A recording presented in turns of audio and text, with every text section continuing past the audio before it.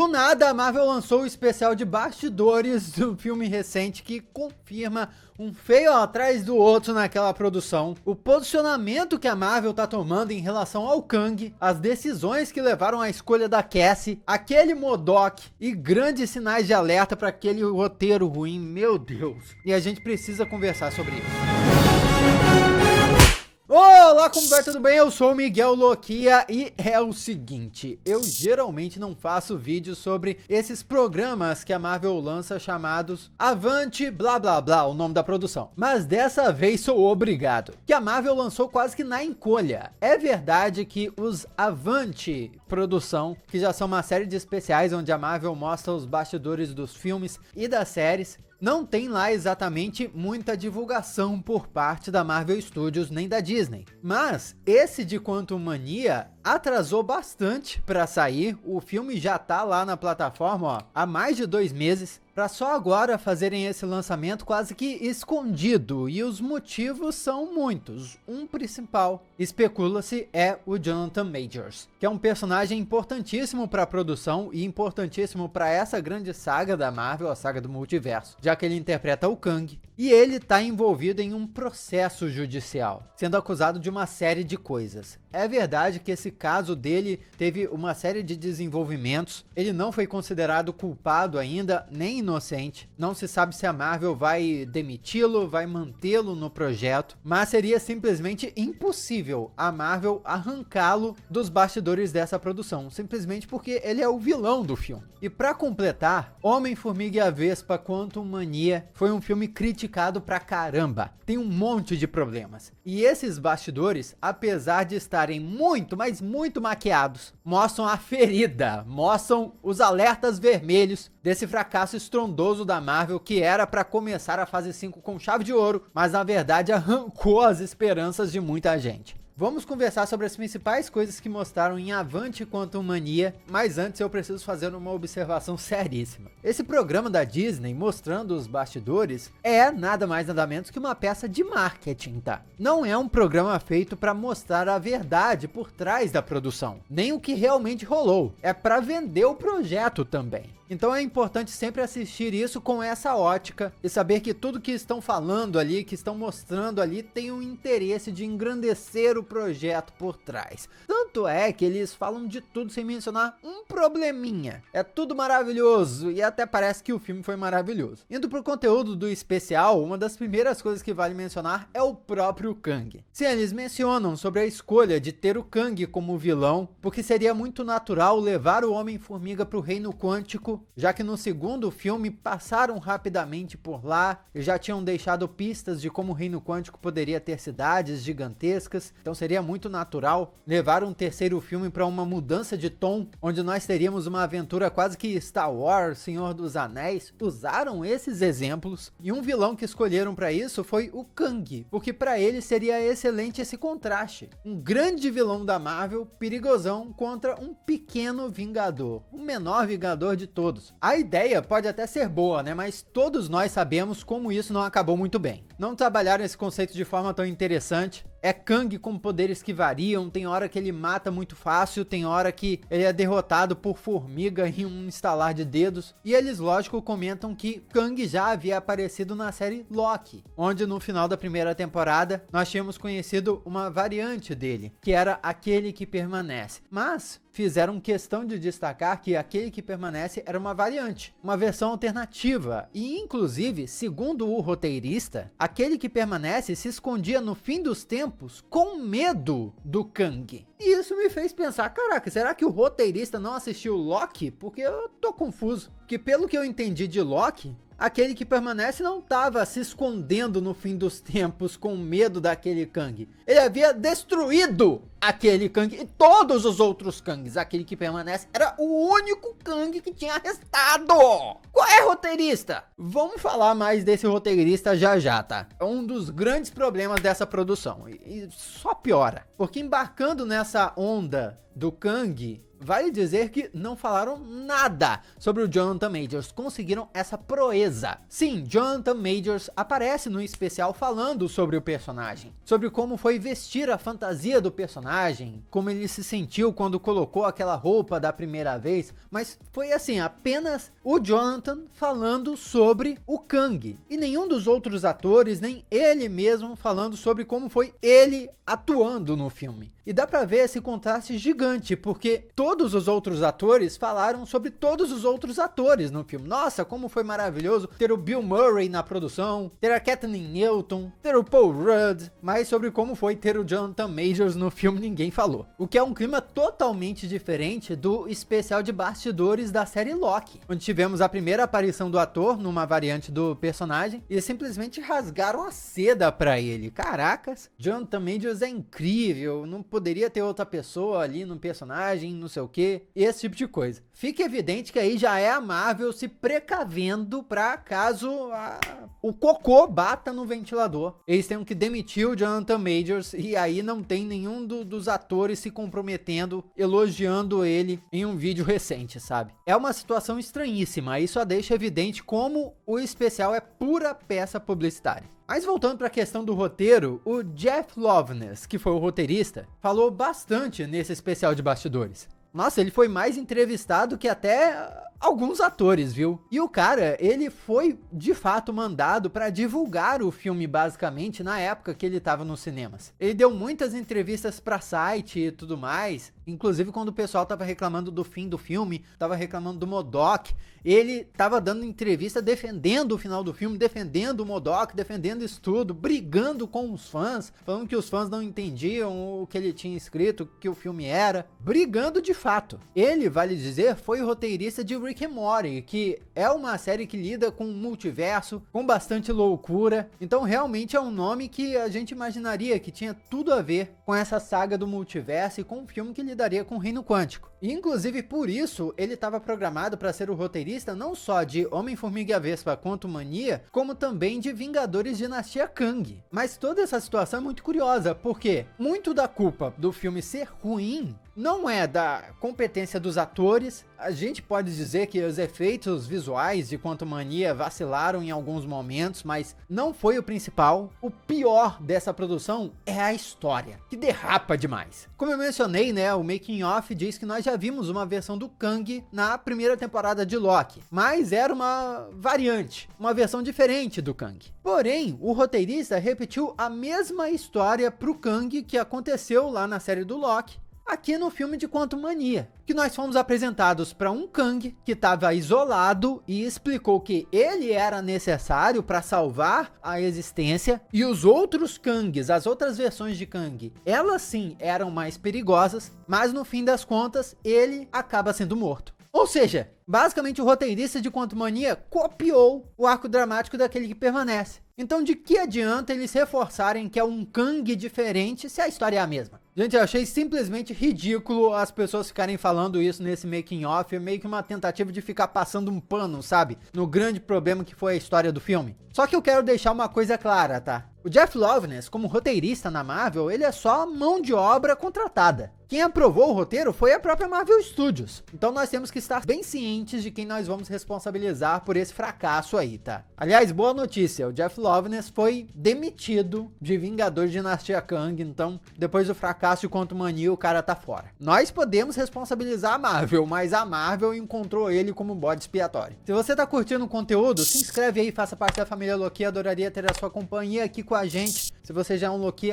beijo, que tem mais derrota. O making off dá umas derrapadas sem sentido que simplesmente revelam como esse filme tomou escolhas erradas, como por exemplo, trazer o David Dastmalchian como o Veb, que é aquele ser de Gosman que não tem buracos. O making off mostra que o ator estava lá presente no set fazendo captura de movimentos, e embora tenha sido muito legal ter visto ele lá presente, fala aqui pra mim, fez alguma diferença ele lá? Eu não sabia que era aquele ator ali até alguém me contar, sinceramente. E o personagem, na real, não tem nada, absolutamente nada do ator. Foi uma escolha completamente aleatória, que eles vendem como se fizesse completamente sentido, mas não faz sentido nenhum. Mostraram como se fosse tipo um esforço para trazer alguém, alguma coisa daquela equipe do Homem-Formiga de volta, sabe, os X-Com. Mas não dá para reconhecer, trouxeram um ator e um outro personagem para fazer uma captura de movimento, cujo os movimentos ficaram completamente diferentes. E pior, o Luiz, que é o personagem personagem-chave, o coração dos filmes do Homem-Formiga. Foi totalmente ignorado enquanto mania. E aí, pra ver como isso tá conectado ao roteiro, alienígenas como esse Veb foram um pouco difíceis para os artistas conceituais desenvolverem, porque as descrições no roteiro de várias coisas eram um pouco vagas. Eles deram o exemplo da nave, que o Hank Pym enfia a mão dentro. Eles tiveram que desenvolver um produto lá e simplesmente começavam a fazer as coisas e ia saindo. Os alienígenas em si, eles não tinham uma lógica do porquê cada alienígena era assim. Simplesmente os artistas tinham que bolar conceitos diferentes, personagens diferentes, do nada. Tipo, um cara era de pixel,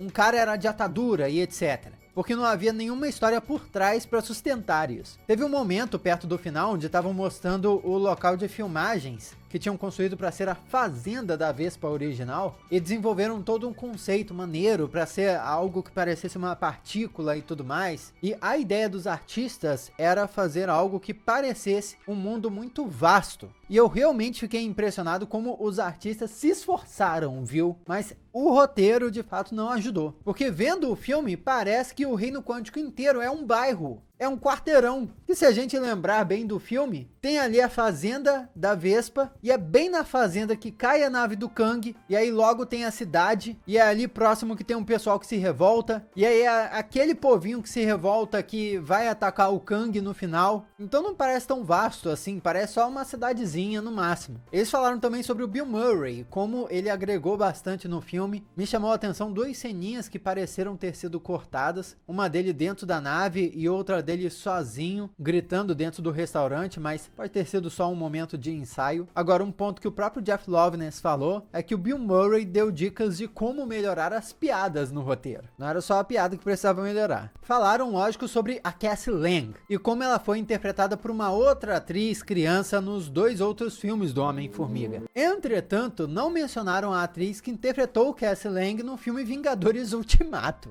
A menina que foi substituída, sem nem ser avisada previamente. E imediatamente eu pensei, pô, será que rolou uma treta aí nos bastidores? Por quê? A equipe de Vingadores Guerra Infinita e Vingadores Ultimato podem ter escalado uma Cassie Lang adulta sem a equipe de Homem-Formiga e a Vespa estar nem sequer envolvida. E a hora que o diretor Peyton Reed chegou para assumir o terceiro filme, ele quis fazer suas próprias escolhas sem gostar do que tinham escolhido antes. Nós já temos relatos desse tipo de coisa. O James Gunn falou, por exemplo, que a Marvel em Vingadores Guerra Infinita e em Vingadores Ultimato tomou decisões com os Guardiões da Galáxia que ele pessoalmente não gostaria de ter tomado. Tudo aquilo de matar a Gamora e tudo mais não foi uma parada tão legal para ele. E curioso, né? Porque na época dos filmes saíram todas aquelas notícias de que o James Gunn estava envolvido nas cenas dos Guardiões da Galáxia e tudo mais. Pra você ver, marketing, né? Vai passando o tempo, todas essas coisas caem por terra. E aí no making of vem a justificativa para a escalação da Kathleen Newton. E o diretor Peyton Reed revela que a escolheu porque viu um teste dela para interpretar Kate Bishop em Hawkeye. Caramba, mostraram várias imagens dela contracenando com Jeremy Renner. Pelo jeito ela chegou bem perto de conseguir o papel, mas cá entre nós, a Hailee Steinfeld, que acabou sendo a Kate Bishop,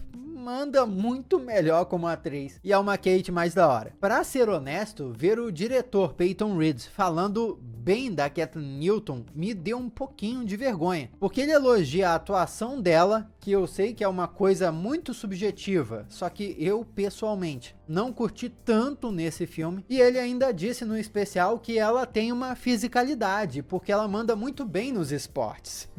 E enquanto ele diz isso, tá aparecendo um vídeo da Kathleen Newton treinando com uma dublê. Por um instante eu pensei que a Kathleen Newton era a dublê treinando, e eu pensei, caraca, a Kathleen Newton tá mandando ver. Mas quando eu me dei conta que a Kathleen Newton era outra, eu pensei, caraca, eu não manjo muito, mas tá parecendo um pouco desengonçado. Pode ser apenas o meu desgosto crescente com esse filme crescendo e afetando a minha percepção pro teste da atriz, pode ser. Mas toda essa justificativa que o diretor deu pra como a atriz é maravilhosa pro papel, não me pareceu colar bem, até porque, tipo, ela é atleta. Gente, que outro ator atleta nós temos na Marvel?